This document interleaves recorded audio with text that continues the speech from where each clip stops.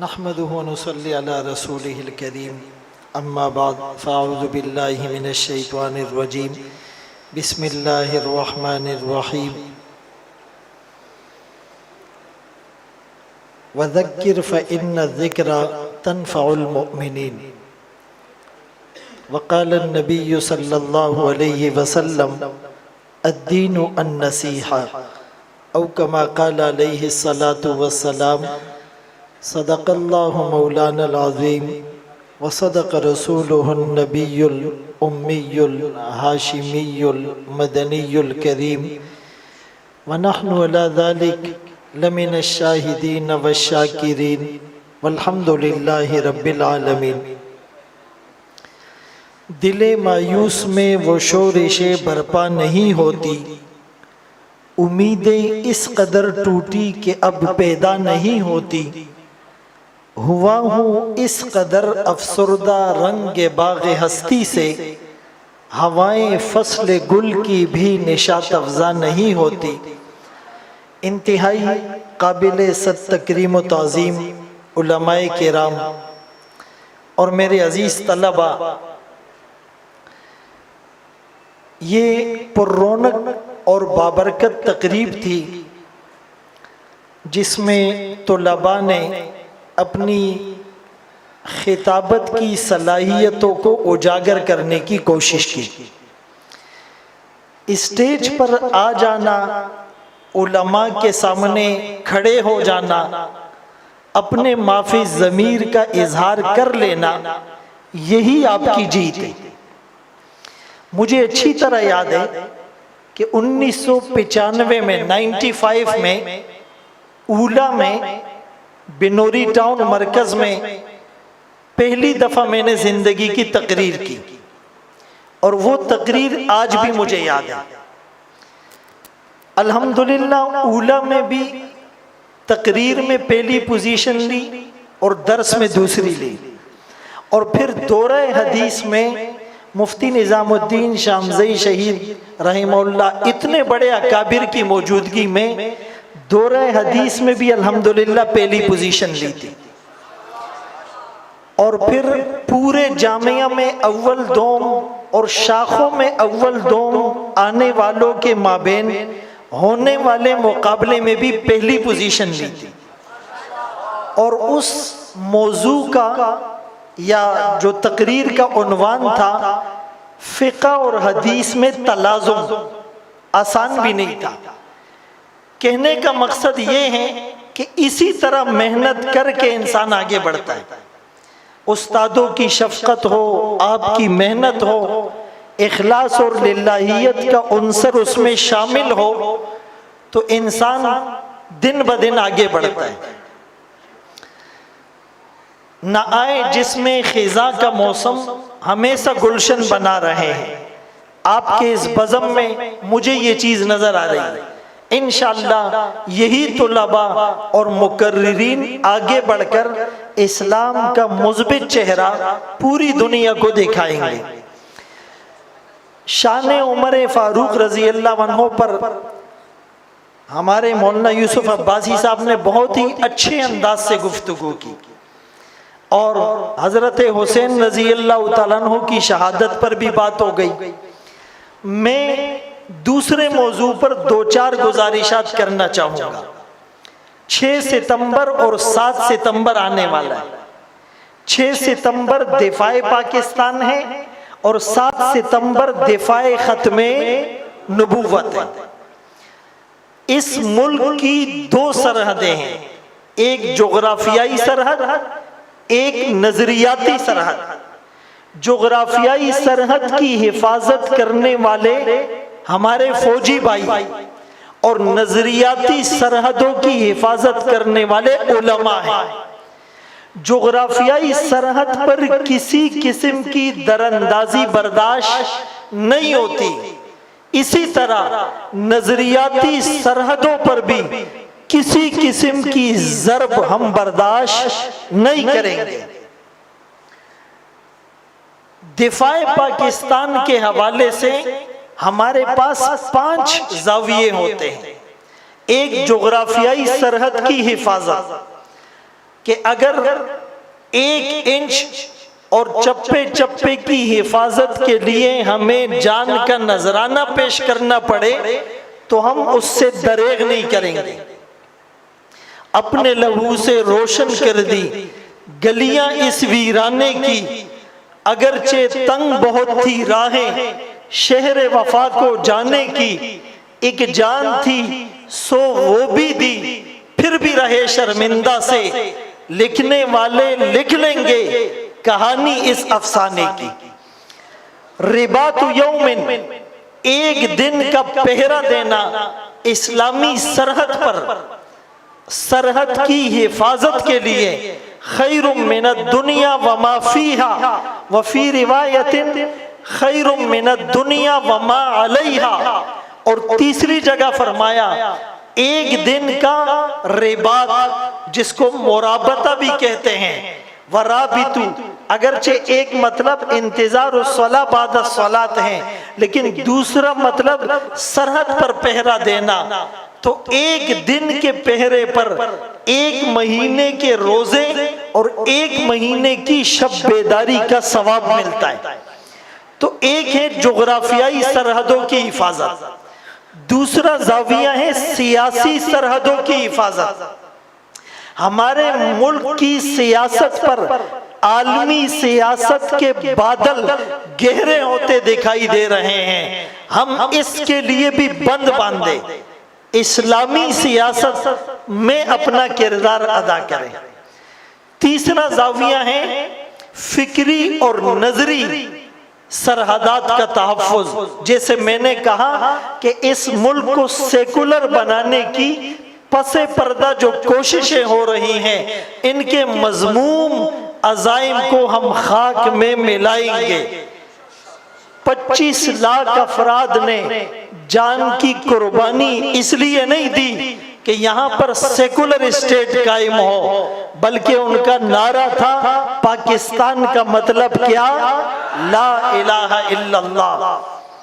یعنی انہیں کسی نے یہ نہیں کہا تھا کہ تم ہندوستان سے ہجرت کر کے وہاں جاؤ گے، یہاں ایک گھر ہے وہاں 2 ملیں گے، یہاں ایک گاڑی ہے وہاں 2 ملے گی، یہاں جاب لیس ہو وہاں تمہیں اچھی جاب ملے گی، یہاں پر زمینیں اور باغات کم ہیں وہاں زیادہ ملیں گے۔ ان کو نظر آ رہا تھا گھر بھی گیا، گھر والے بھی گئے، کھیتیاں بھی گئی، فصلیں بھی گئی، باغات بھی گئے، ثمرات بھی گئے، نہریں بھی گئی، بھائی ہیں تو بہن کا پتہ نہیں، باپ ہیں تو بیٹا محفوظ نہیں، دوست ہیں تو رشتہ دار کا پتہ نہیں، کوئی زخموں سے چور چور ہو کر پہنچا۔ ایک ٹرین کی بوگی سے جب بچوں کے رونے کی آوازیں آئی، جب جا کر دیکھا تو سارے مرد عورتوں کو گاجر مولی کی طرح کاٹ کر ٹرین میں ڈال دیا گیا تھا۔ ایک بوگی میں بچے تھے،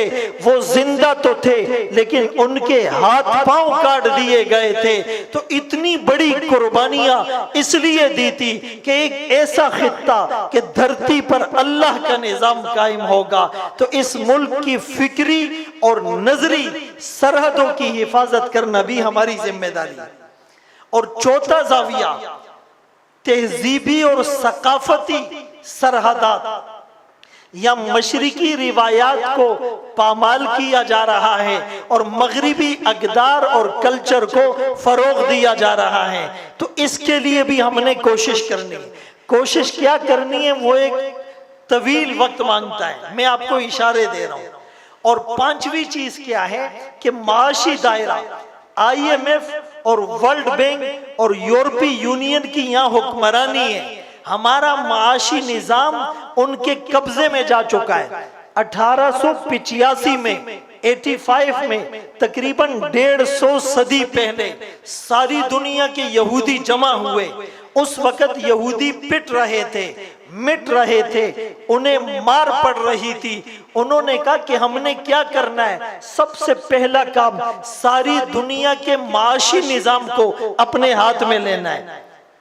دوسرا کام فحاشی اور اوریانی کو فروغ دینا ہے، اور تیسرا کام مذہب کو سیاست سے الگ رکھنا ہے۔ چونکہ مین پاور کے اعتبار سے، افرادی قوت کے اعتبار سے یہودی کم تھے، تو اگر مذہب اور سیاست کو ریلیٹ کرتے تو سیاست کے افق پر کبھی بھی یہ نہیں چھاتے۔ تو تین کام انہوں نے کیے، اور اس کے لیے استعمال میڈیا کا کیا، پرنٹ میڈیا، پھر الیکٹرونک میڈیا، پھر مین اسٹریم میڈیا، پھر سوشل میڈیا، آگے آرٹیفیشل انٹیلیجنس کا دور آ رہا ہے، ہمیں اس کے لیے بھی تیاری کرنی ہے۔ شروع کے 20 سال ہم کہتے یہ غلط یہ غلط، 20 سال بعد کہتے ابھی تھوڑی سی گنجائش نکل آئی ہے، لیکن ابھی وہ لوگ بہت آگے چلے جاتے ہیں۔ تو بہرحال تقریریں بہت اچھی کی، لیکن عمران عباسی صاحب نے بہت اچھا تجزیہ کیا کہ بعض تقریروں میں الفاظ تو تھے لیکن اس میں مواد نہیں تھا، یعنی ایسا مواد ہو آپ لوگوں کو کنونس کریں، آپ انہیں سمجھائیں۔ سب سے بڑا مقرر کون ہے؟ جو اپنے سامنے بیٹھے ہوئے مجمع کو اپنی بات سمجھا دے۔ انزل الناس منازلہم، آپ کے سامنے ڈاکٹر بیٹھا ہے، آپ کا انداز الگ ہو، علماء بیٹھے ہیں انداز الگ ہو، طلباء بیٹھے ہیں انداز الگ ہو، سیاسی اسٹیج پر انداز الگ ہو، میڈیا میں بیٹھ کر انداز الگ ہو۔ ان باتوں کو سمجھنا ہے، یعنی رٹیفیکیشن سے تھوڑا سا باہر نکل آؤ۔ اکثر یہ جو ہمارے طلباء تیاری کرتے ہیں خطبات کو دیکھ کر کرتے ہیں، وہ خطبات 20 سال پہلے لکھے ہوئے، آخری بات کر رہا ہوں، 20 سال پہلے حالات کیا تھے، زمانے کی روش کیا تھی، فتنے کیا تھے، ٹولز، ریسرچنگ ٹولز کیا تھے، لکھنے والے کے ذہن میں کیا چل رہا تھا، حالات حاضرہ کیا تھے، عالمی اور سیاسی حالات کیا تھے۔ اب 20 سال بعد ساری چیزیں یکسر تبدیل ہے۔ 20 سال میں ریسیپی اور کھانے بدل گئے، لباس بدل گیا، گھروں کا طرز تعمیر بدل گیا، گاڑیوں کا ماڈل بدل گیا، شادیوں کے بینکویٹ بدل گئے، مدرسوں کے اندر نظام بدل گیا۔ ایک زمانہ انگریزی سیکھنے والے کو مدرسے سے باہر کرو، اب جب تک میٹرک نہیں کیا مدرسے میں اندر نہیں آ سکتا۔ اب 20 سال بعد ساری چیزیں تبدیل ہے۔ آپ پرانے خطبات دیکھتے ہو اور اس کو دیکھ کر جمعہ پڑھاتے ہو، بیا وہی خلق زمان بیان ناراضی، لوگ تب آتے جب عربی خطبہ شروع ہوتا ہے، دا ٹول دا ربیان زامندی، ان کو عربی سمجھ میں آتی ہے۔ تو بھائی ہم نے حالات حاضرہ کو دیکھنا ہے۔ انشاءاللہ آپ اس نہج پر کوشش کریں۔ موسیٰ علیہ السلام نے ہارون علیہ السلام اپنے بھائی کو نبوت کے لیے اور اپنے ہم سفر ہونے کے لیے دعا مانگی۔ بنیادی ریزن خود قرآن میں رب بتاتا ہے، کیوں؟ ہوا افصح منی لسانا اجدد بھی ازری، اس سے میری کمر اور میری بیک مضبوط ہوگی، مجھے سپورٹ ملے گی، مال میں، لڑائی میں نہیں، افصح منی لسانا، اس کی پریزنٹیشن اچھی ہے، اس کی بریفنگ اچھی ہے، اس کے پاس کنونسنگ پاور ہے، اس کے پاس کاؤنسلنگ کی صلاحیت ہے، وہ اچھا ریپریزنٹیٹیو ہے۔ یہ بنیادی بات ہے۔ رسول اللہ صلی اللہ علیہ وسلم نے جتنے صحابہ کو سفیر اور قاصد بنا کر بھیجا، آپ نے دیکھا حسب نسب اچھا ہو، گڈ لکنگ ہو، بولتا اچھا ہو، جہاں بھیجا وہاں کی زبان سیکھ کر بھیجا۔ امرنی رسول اللہ صلی اللہ علیہ وسلم ان اتعلم السریانیہ، اس زمانے میں انگریزی، سریانی، عبرانی، یہ زبانیں صحابہ کو سکھا کر وہاں قاصد اور ایمبیسڈر اور ریپریزنٹیٹیو بنا کر بھیجا گیا۔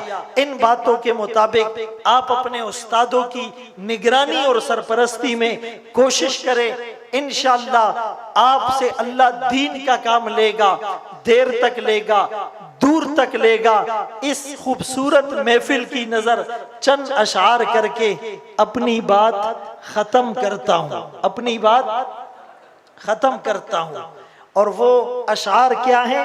کبھی درد کی تمنا، کبھی کوشش مداوا، کبھی بجلیوں کی خواہش، کبھی فکر آشیانہ، اسی کشمکش میں گزری میری زندگی کی راتیں، کبھی ساز و سوز رومی، کبھی پیچ و تاب رازی، وذکر فإن الذکرى تنفع المؤمنین، آپ نصیحت کیجئے، نصیحت مومنوں کو نفع دے گی۔ امام شعرانی رحمت اللہ علیہ نے اس آیت کے ضمن میں عجیب بات لکھی، فرمایا جس کو نصیحت فائدہ نہ دے وہ مومن نہیں، ہم کہیں گے کامل نہیں، لیکن انہوں نے لکھ دیا، اس لیے کہ قرآن کہہ رہا ہے نصیحت تنفع المومنین، یہ نفع دے گی، کس کو دے گی؟ ان فی ذالک لذکریٰ لمن کان لہ قلب، قلب تو جانور کے پاس ہے، قلب تو کافر کے پاس ہے، فَإِنَّهَا لَا تَعْمَى الْأَبْصَارِ وَلَكِنْ تَعْمَى الْقُلُوبُ الَّتِي فِي الصُّدُورِ، دل بینا بھی کر خدا سے طلب کہ آنکھوں کا نور دل کا نور نہیں ہے، ایک ابصار ہے ایک مبصرات ہے۔ بات لمبی ہو رہی ہے، ابصار دیکھنا، مبصرات دیکھی ہوئی چیزیں۔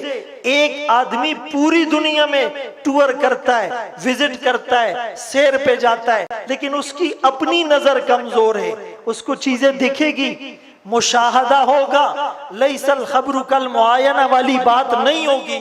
دوسرے کی نظر اچھی، اپنی اندر کی نظر، وہ ایک ملک میں رہتا ہے، اس کا ویژن کلیئر ہوگا۔ خواب وہ نہیں ہوتا جو سوتے ہوئے دیکھا جائے، خواب وہ ہوتا ہے جو آپ کو سونے نہ دے، آپ کو بے چین کر دے۔ آپ کے سامنے بہت خطرناک حالات آنے والے ہیں، پوری تیاری کے ساتھ فلی ایکوپڈ ہو کر میدان میں اترنا ہے۔ فوجی بغیر ایمونیشن اور ایکوپمنٹ کے میدان میں اترے گا، مارا جائے گا۔ آپ علماء تیاری کے بغیر دنیا کے دھارے میں مین اسٹریم میں اترو گے، آپ مارے جاؤ گے۔ اسی لیے پوری تیاری کرنی ہے، اور اس تیاری کے لیے انشاءاللہ آپ کے اساتذہ آپ کی نگرانی کر رہے ہیں۔ اللہ تعالیٰ سب کا حامی اور ناصر ہو۔